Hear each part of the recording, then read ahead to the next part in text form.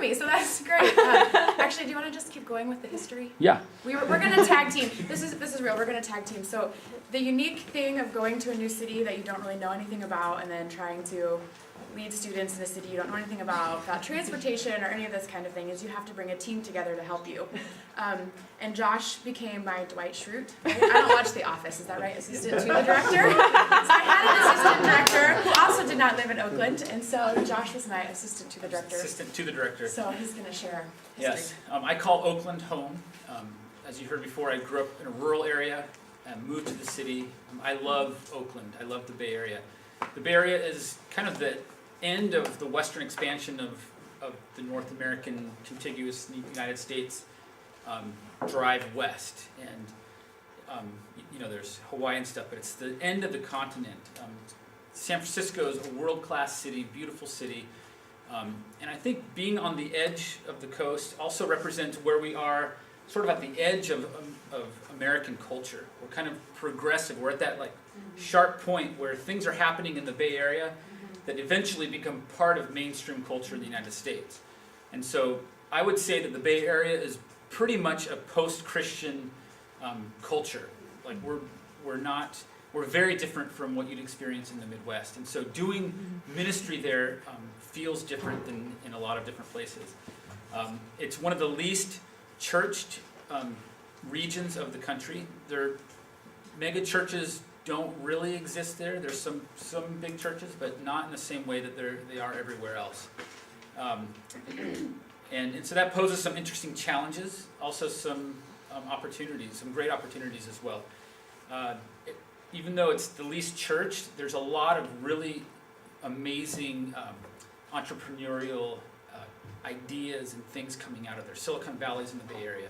You've got people doing business differently, looking at not just an economic bottom line, but a social bottom line and an environmental bottom line. There's new businesses and enterprises coming out that are really looking at things differently.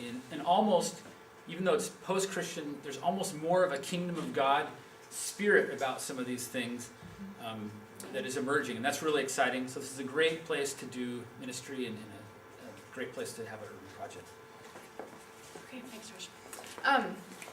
So part of the uniqueness of what I did this summer is that I had a chance to bring my experiences as a student at CUP under John and at City Lights under Jerry and working under Jerry, plus kind of my personal values that I've developed as I've been in urban ministry for about 10 years now. Because I don't really know the history of BayUP. I didn't really know what I was walking into, and I don't really know the future. And I don't get to determine the future.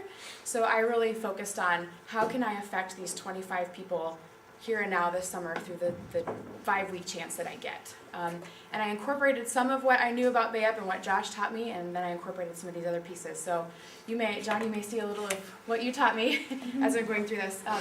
Also, a disclaimer, I stopped working for InterVarsity over a year ago. Josh brought me back just for the summer, so I did not have the kind of time to put into a PowerPoint that you guys do. Because I work full-time and I'm going to grad school part-time, and so at 12:30 last night I was just throwing together a few things I could think of. So anyway, you can go to the next slide.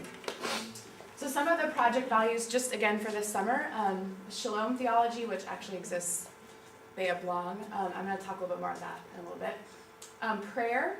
When I went to the Mexico City Directors Training with a couple of you guys, and they talked about the 3 circles of word, deed, and prayer. So you have the 3 circles, and then being in the sweet spot where the 3 of them meet.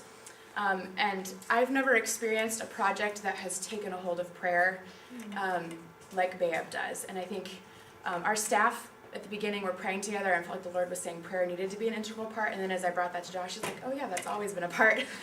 So that was cool because the Lord kind of helped me keep this one piece that was probably going to be missing. And prayer really did become a huge part of our summer. It's all about relationships. That's something that is very deeply rooted in City Lights, about how real life change and real ministry happens when you are loving people and walking alongside them, not just for a minute, but for a while. And then something I'm really, really passionate about is making sure that students understand that justice is a mandatory part of the gospel, but that they do not have to move to the city to do it, and that they can do it anywhere they are. And I just think that's a really important piece, and so I brought that to the summer, I think. Some unique features of BayUP. So the prayer, I think, is unique. We asked every team to commit to coming up with a prayer routine of some sort, and they could design what that looked like. We had one team that committed to praying every night, and they would sometimes get home at 11 or 12 and then pray till 2 or 3 in the morning, which I don't recommend for self-care, but it was great for their spiritual life. We had another team that would fast and pray every Thursday morning. They were kind of in a situation where their schedule was very flexible. So they would get up at 6 a.m. and then they would fast and pray until noon to 1. And they would do things like go to different parts of the city. So there's this community called Piedmont that's like surrounded by Oakland, and it's a higher income area up in the hills, and they rode their bikes up into Piedmont one day and spent time praying for the people there and praying for a church that they ended up in front of, and then went to church there that Sunday just because they had felt the Lord calling them there. And then another team actually just had random times of amazing kind of more spiritual warfare prayer, I would say. So we have a whole weekend where all we do is dig into Amos. City Team is actually one of our partners, and it's probably one of the most unique sites I've ever seen. It is a ministry that is threefold. They have a soup kitchen, they have an overnight shelter for men, soup kitchen and overnight shelter for men. They have a residential rehab program for men, and then they church plant in the city. But our students that we place there actually get to live in the residential treatment center with the men that are going through the program. If we have male students that are placed there, they actually get to sit in on the AA classes and things with the men. It is such a unique experience because, I mean, you'd think like there might be this huge wall between these people that are living there and our students, but really it's almost within a 5-day they learn to trust each other, and there's this massive bond. And major tears shed on both parts. We had a student this summer, an Asian woman that was really, really, really struggling with her identity, but was not talking to anybody about it. And also struggling with kind of her values and what she's thinking about justice-wise. So ashamed of both her identity and what she was doing this summer. She didn't tell her family where she was. And there was a man that was in the program one night that realized that she had all these identity issues. Something just went off in him, and he said, "You sit down, we need to talk." I mean, this is a guy in the rehab program, and he was also Asian. And so they sat down, and he just spoke into her life. And then 3 days later at our debrief, all this stuff comes flooding out. We were able to have a good time of prayer around her. But I mean, the men minister to our students just as much as our students minister to them. It's just a really unique partnership. Environmental justice is a key piece brought by Josh, if you know Josh and his love for the environment. If you ever visit his house, you'll see. But this summer we tried a couple of new things. We offered for them to bring their bikes and to be bike commuters, and kind of we did have a little bit of an incentive, but we never actually followed through on that very well. You're going to? Okay. We did have one team that committed to riding their bikes all summer long, everywhere they went. And if you know Oakland, it's hilly, and not that much fun to ride your bike in, according to me, but Josh loves it. And we integrated pieces on environmental justice throughout the summer as well. Then there's this idea of the Google book, which I actually want Josh to tell because it's his brainchild. So I'm a fan of Google and all their services. The corporate culture there is pretty unique in that they let some of their developers and engineers have a pet project that they can spend 1 day a week on, 20% of their time, and it's all up to them.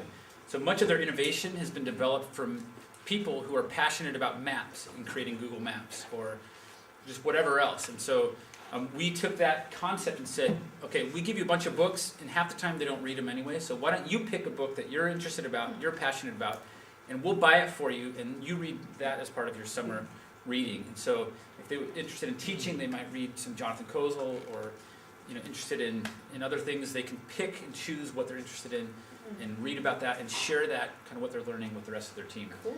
They actually do tend to read those books and are pretty excited about them. So that's the Google book. Yes. And then the last piece that I want to share with you is called the Shalom Tile Project. It is a BayUP tradition, so I didn't bring this to the table, but Shalom theology is really important to BayUP and the history of BayUP. And what we do is during orientation, we have a night where we do a Shalom word study, where we look at every place it's mentioned in the Old Testament, and it's all discussion based. Like, what do you think this actually means in the scripture? What do you see Shalom being? And then they have a tile, and they do their own interpretation of Shalom on a tile. They get to paint it. And then a couple days later, during orientation, we have a speaker come and talk more about Shalom theology and our role in it, and how we are broken and how we add to the brokenness of the world. And during the talk, she actually takes a hammer and shatters one of the beautifully painted tiles.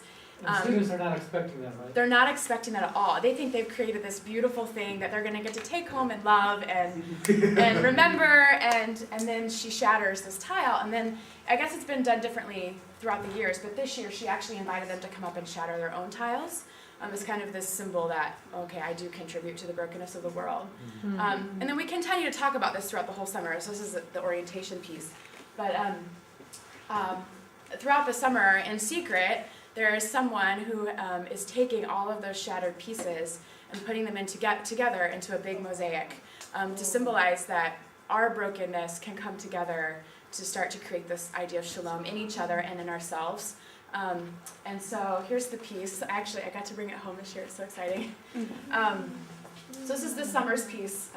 We reveal it during debrief, and then just share our stories of shalom, where we saw shalom being restored throughout the summer. So, yeah. So, It's pretty phenomenal. One thing that Amanda did differently is she had a slideshow of pictures of their experience this summer. And we talk about the redemption of shalom. That's a key piece of that of shalom theology. And to symbolize that, we're redeeming their broken shalom by creating a beautiful mosaic. And as the slideshow's going, she unveils this, and just not a dry eye in the crowd. Totally And it's not. really, really a powerful yeah. simulation. Yeah. And another staff and I actually got to do this together, and it was actually really powerful for me to be a part of this process as well. So, yeah. So we'll keep this here, and you can check it out. That's so cool. Yeah. So I that's one of the pieces of BayUP that I really love. So then I just wanted to end by telling you a story. That's our team this summer. This is not a story of campus integration, nor is it a story of a student. Unfortunately, because I was just kind of in and out, I don't know a whole lot of what's going on campuses. I've tried to check in with students, but because I'm not right there to visit, different time zone, it's been a lot more difficult than I expected. But Fred, who is in the top left, was a staff this summer. He has lived in the neighborhood where Josh and Yushin doesn't live there, but she ministers there and goes to church there, where Josh lives for several years. He's led the Cambodia trek for university for 3 years, I think, 2 or 3 years. He's a high school math teacher. So he's been living in this neighborhood, living out urban ministry, gospel, and this summer wrecked his life. He